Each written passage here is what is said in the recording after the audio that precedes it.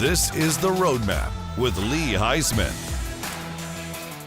Hello, everyone, and welcome to The Roadmap, exclusively here on ASBN.com. I'm Lee Heisman, and every single week, we bring you some of the brightest entrepreneurs, CEOs, and business owners who are climbing the ladder, scaling their business, and thinking about how one day to exit stage left. Today, let me introduce a good friend of mine and serial entrepreneur, Bryan Turner. Bryan. Hey, how are you? Welcome to the show. Thank you. Thank you so much for coming on today and trusting me to share your story with our viewers out there. Because a lot of people, have that idea of starting, growing, scaling a business, and then eventually exiting that business. And that's the hardest part. Growing and scaling it, it almost seems easy compared to exiting because it's such an emotional, long journey. And that's what we talk to here about at the Roadmap. So talk about your first business that you grew and also how you sold it.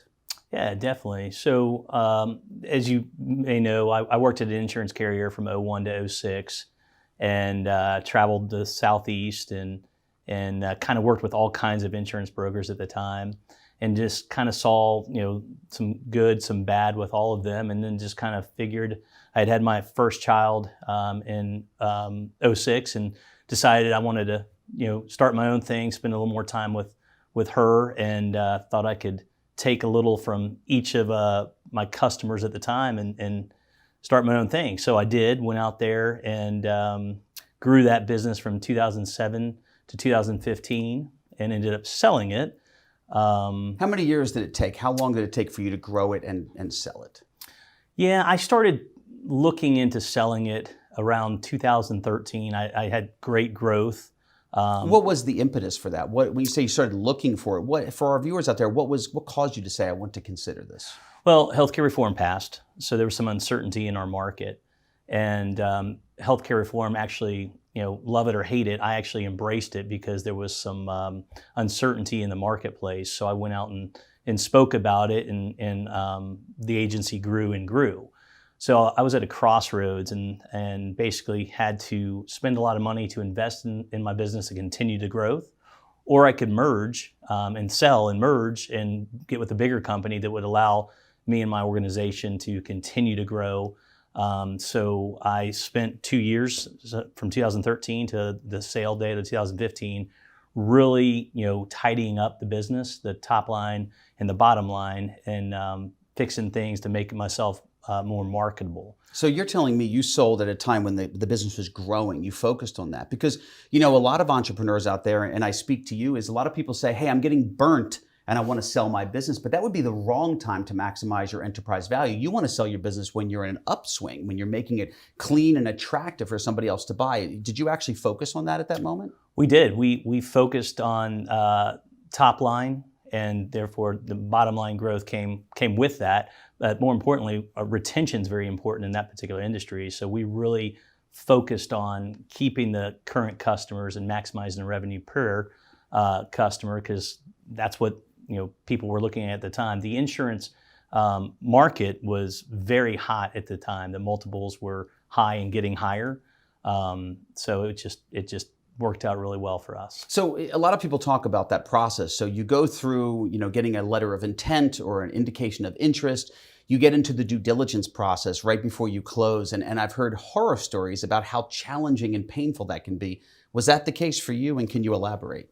It wasn't the case for us. I fell into a really good organization. It did take us almost 2 years from the LOI to finally close, but that had a lot to do with like logistics and whatnot. I own the building that we operate the business out of, and they had some complications with that, but we worked through it, and it's been a win-win for them, win for my team, and then win for our customers. It's been a good thing. Wow, I've always heard win-win, but I've never heard win-win-win. I'm going to steal that and start using that, no question about it. So let's talk about a glaring question to me is you have this successful growth and successful exit.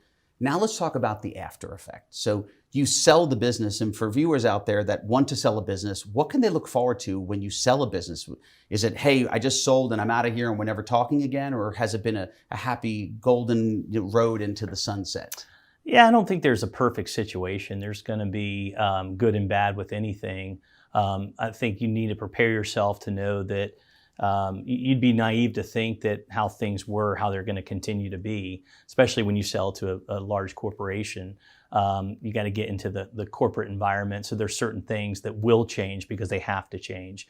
But for the most part, I was fortunate to sell to an organization that really liked the uniqueness that my company brought to a certain segment. And that was what they really liked, was we had a niche in a segment that we were doing things that others just were not. You know, and that's an important point, and it's for a lot of viewers out there is, you can run a profitable business and somebody may want to buy you for simply the cash flow, the EBITDA, as you might hear, but also having that unique and intellectual property, IP, something unique in the industry, that's again what makes you more appealing to a buyer out there. And you found that to be something that was important. But I want to change gears, because not only am I sitting here with someone who has successfully gone through the roadmap, of course, this journey, but now you changed and you're a buyer of businesses as well. Is that accurate?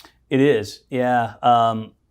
As I mentioned earlier, healthcare reform kind of scared and changed that particular market, the insurance market, health insurance market.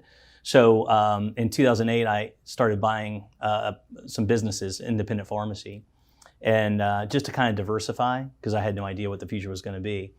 We had a good running insurance agency at the time, but that could have been taken away. So we started buying independent pharmacies in 2008 and just really kept going with it. We've bought 6 collectively. We're operating 3. We would go and buy our competitors out across town and bring them into our fabric and just kind of absorb them into our business. So, the roadmap in our show here is not just about the journey for people that sell, but also it's nice to know how the buyers operate. So what were some of the things that you look for? And I know this was industry specific, so it was specifically pharmacies, and you stayed in that swim lane, as I may. And a lot of PE firms or family offices do have a swim lane because they know the industry.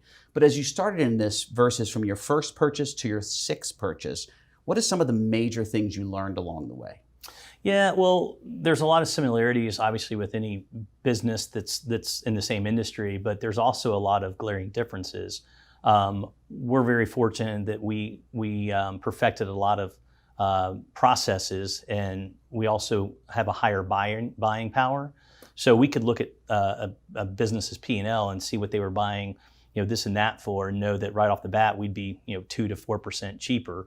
So when you run all those numbers, a lot of the top line things we would put into our processes and know that we would improve right off the bat, 4 to 10%, which then equates to the bottom line. So we knew our bottom line would increase and not have to pay for that when we're purchasing the business, and it would just automatically be better cash flow day one. So when you would make these acquisitions, were you also concerned about staffing? Because these days, as you know, money is there. It might be a little more expensive than it was many years ago, but staff, employees, it's almost impossible. It's almost more valuable sometimes than the money is finding quality staff. But when you set these purchases in play, did you keep the previous owners around? How did you deal with having staff stay at the organizations? Yeah, with the independent pharmacy specific, a lot of these are in small towns, and you have that patient and pharmacist relationship and even pharmacist technician relationship. So we would always keep familiar faces around for a 1 to 2 year period and do like a run out time period. And then we would slowly interject the new, if you will, into the equation to where the old just kind of goes off, just fades away. So was it intentional to just do small towns? Did you have a demographic where I only want to be in a small town as a buyer? Do you have those segments, or is it whatever is available that I like? For us, we were looking at certain size pharmacies, and typically the certain size were always going to be outside the Metro Atlanta area. So it just worked that way. We did look at a couple inside the Metro Atlanta area, but didn't meet a lot of the criteria that we looked for. So we have the exit of your first business that you sell. You then start purchasing businesses and pivoting, but then you get back into the game here, and you now work with an organization, Marsh McLennan, one of the biggest on the planet. Is that accurate? Yeah, Marsh is the largest insurance agency in the country, yes. So again, you know insurance so well, and you say insurance agency. As a business owner myself, and for business owners out there, their first question is this health? Is it auto? Is it liability? we get so confused as business owners about insurance, but you have such a history in the insurance world. I'm sure who you went with provides everything. What is their specialty? All things insurance. We have BI, business insurance. That's everything from work comp, general liability, cyber. You got employee EH&B, employee health and benefits. That's health insurance, dental, vision, short-term, long-term life. We even have a division that can cover a golfer's swing. Wait, have you done that? Have you actually? I don't do that, but we do have people in our organization that insure pitchers' arms, golfers' swings. Like a Lords of London type of thing. What's the strangest thing you guys cover? We have a gentleman in one of our offices that just focuses on PGA. So when you say a swing, and I'm sorry, I'm dying to know about this now, so if their swing changes, there's an insurance claim, or is there an injury? Injury. So an injury. If they're not able to do their swing as they did because of an injury or something that inhibits them from acting how they did. So these are professionals earning money, so there's actually a damage to this. And the same for pitchers. Is it only professional, AAA? Who do you cover? If there's an insurable need. Get out of here. So give me, other than a golfer swinging an elbow, is there any strange ones? You don't have to name names that is just over the top. You may recall a running back for the Hurricanes back in the day who was a first-round draft pick, blew his knee out one of the last games of the regular season, and he had a policy to protect him from what would be the first-round draft pick. No. So, yeah. Wow. And he got compensated for that. Did he ever play in the league or not? Sure. Didn't have to at that point. Yeah. Maybe. So, your breadth and depth of what you've done, again, just a reminder to viewers, selling businesses, buying businesses, now working for a large insurance agency that does this for business owners that sell businesses, large PE firms that need this across platforms. What would be one big piece of advice for someone saying, hey, I think I want to sell my business. What should I do? What advice would you give? Well, from an insurance perspective, it's often overlooked. So I recommend centralizing your insurance. We talked about that before, and that's what Marsh does, isn't it? They're one of them. Yep. Elaborate on what you do for people that are looking to sell. Yeah, you want to be working with an insurance consulting firm that has a private equity or a M&A division, because then with those comes a due diligence team. It's very important to run your due diligence on all things insurance prior to purchasing that business, because what you don't know is what you don't know. So if it's a stock purchase, asset purchase, who knows? Like 401ks, defined pension plans, things like that. You don't know what liabilities you're taking on that were not in the negotiations if you don't run the due diligence. Same thing with health insurance. There could be workers' comp issues. So having one centralized insurance consulting firm handle all your benefits and run your due diligence, it can save you in the long run. So, for viewers out there, and it's really important, I asked Bryan earlier, due diligence is usually, more than 95% of clients that I deal with, a very painful process. But if you listen to Bryan, he said it wasn't that painful because he does run his due diligence, and I see how prepared you are, and that's exactly why what Marsh does is you're prepping that section of your book so you can focus on trying to either grow the business or close the deal. Exactly. I mean, the insurance, when done right, can be viewed as an asset, so you want to make sure it's factored in during the negotiations. Bryan, my gosh, thank you for coming on the show.